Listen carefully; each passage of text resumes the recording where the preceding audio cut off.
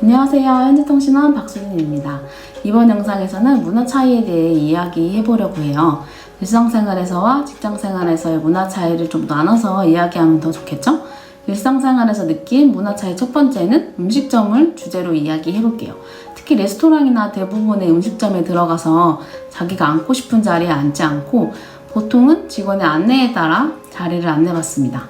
금요일 저녁이나 주말에 레스토랑에 가야 할 일이 있다면 미리 예약을 해놓는 게 제일 좋아요. 자리가 없어서 원하는 식당에서 식사를 할 수 없을 수도 있거든요.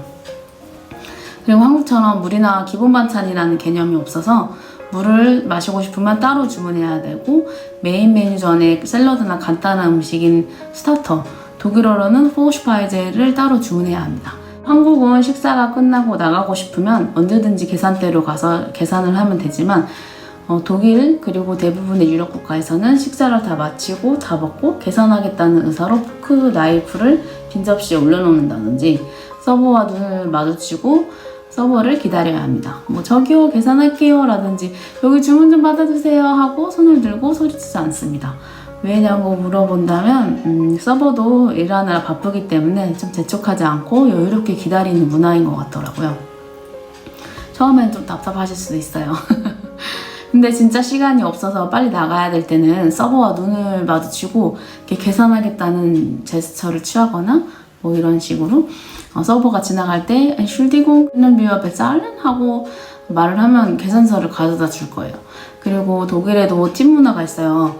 좋은 레스토랑에서는 한 10% 정도 주고 저는 만약에 식사 금액으로 37유로가 나오면 한 40유로를 준다든지 이렇게 반올림해서 계산을 하곤 해요. 그리고 음식을 먹을 때 이렇게 쩝쩝대지 않기, 스파게티를 이렇게 후루룩 먹지 않기, 그릇을 포크나 나이프로 긁어서 크게 소리를 낸다든지, 너무 시끄럽게 떠들면서 먹는다든지, 그리고 이런 거 하시면 안 되고요. 콧물이 좀 계속 이렇게 흐르면 그냥 이렇게 하고 한번 푸는 게 예의 있게 식사하는 방법입니다.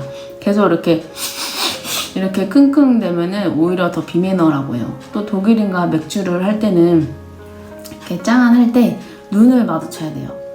안 그러면은 안 되는 이유가 있는데 왜 그런지는 살짝 19금이라서 같이 마시는 친구한테 물어보면 좋을 것 같습니다. 그리고 두 번째는 답답한 종이행정 시스템이에요. 한국은 대부분 전자문서로 행정 처리가 되지만 독일은 아직까지도 원본에 대한 중요도가 상당한 나라입니다.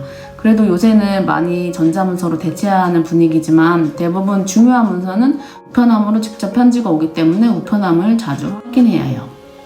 세 번째는 마트에서 사는 페트병, 맥주병을 그냥 버리지 않고 마트에서 다시 환급을 받을 수 있어요. 플라스틱 페트병은 0.25센트, 맥주병은 조금 싸고 재활용을 위해서 음료수를 구입할 때 음료수 가격에 0.25센트를 추가로 결제하고 페트병을 재활용하면서 돌려받는 시스템이에요. 음료를 마시고 버리지 마시고 모았다가 마트에서 환급을 받으시면 됩니다.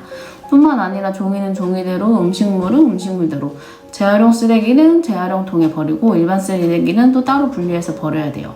재활용을 안 하고 그냥 다 모아서 버리는 사람도 있겠지만 대부분 환경을 위해서 재활용을 되게 철저히 한답니다. 네 번째는 여행 계획은 미리미리. 네. 독일인들이 계획적이라는 사실은 많이 들어서 아실 거예요. 근데 이게 일상생활에도 적용이 되는 게 기차 여행을 계획하신다면 미리 한 달 전에 사는 걸 추천합니다. 한국은 예를 들어 코레일 기차표를 산다 하면 매진이 될 때까지는 가격이 출발 전까지 동일하지만 독일 DB는 미리 기차표를 사면 싸고 출발 날짜와 가까워질수록 조금씩 비싸진답니다. 다섯 번째는 대부분 도보에 자전거 길이 있는데 여기서 그냥 걷다가는 크게 한 소리 들을 수 있어요. 규칙을 중요시하는 독일인들은 자전거 길에 사람이 다니는 걸 되게 싫어한답니다.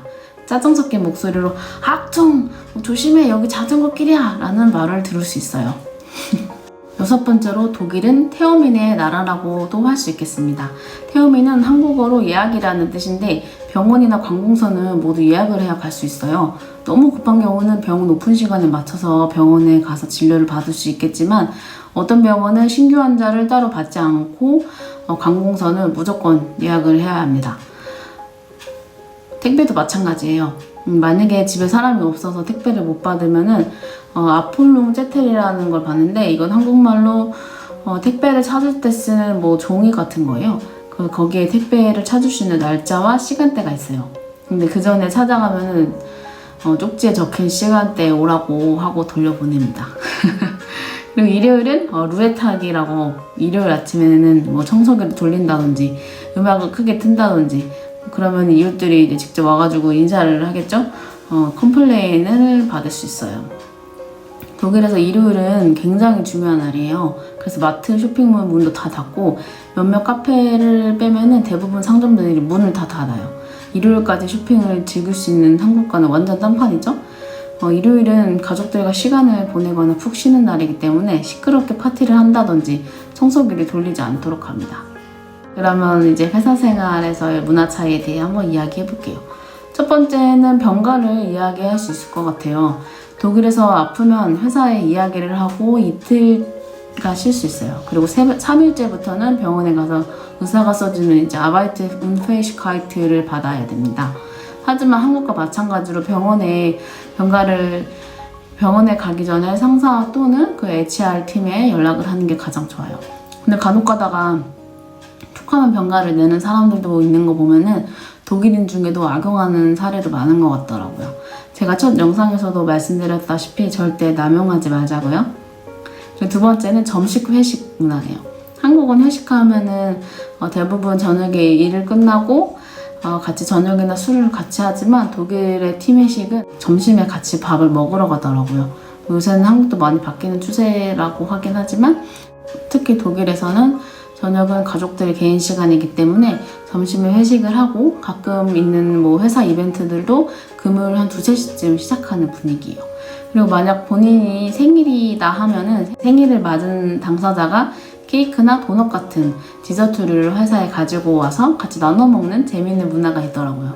한국은 팀원들이 챙겨주거나 하는데 독일은 본인 생일에 자기가 케이크를 구워오던지 뭐 사와서 같이 나눠 먹으면서 축하를 받는 문화여서 참 재밌다고 생각했어요. 그리고 세 번째는 다텐슈즈, 개인정보 보호라는 뜻인데 독일인이 되게 중요시하는 개인정보에 대한 이야기를 좀 해볼게요. 이거 조금 부끄러운 이야기인데 제가 처음 회사 주간 미팅에 참석했을 때 회의록을 작성을 해야 했었어요. 근데 그 회의록을 되게 좀 잘 작성하고 싶어서 제가 스카이프 영상 녹화를 했어요. 근데 이게 회의가 끝나면 자동으로 공유가 되도록 설정이 되어 있었던 거예요. 그래서 녹화 동영상이 전체 채팅방에 공유가 되었는데 독일에서는 본인의 허락 없이는 목소리나 영상 촬영을 할 수가 없도록 되어 있더라고요. 그래서 사실 공공장소나 길거리에서 영상 촬영하기가 참 힘들어요. 이런 점 때문에 자동차 블랙박스나 길거리에 CCTV 설치도 없는 나라가 독일입니다. 다른 유럽 국가도 그런지는 잘 모르겠지만 독일은 참 개인정보에 예민하고 철저한 나라 같아요.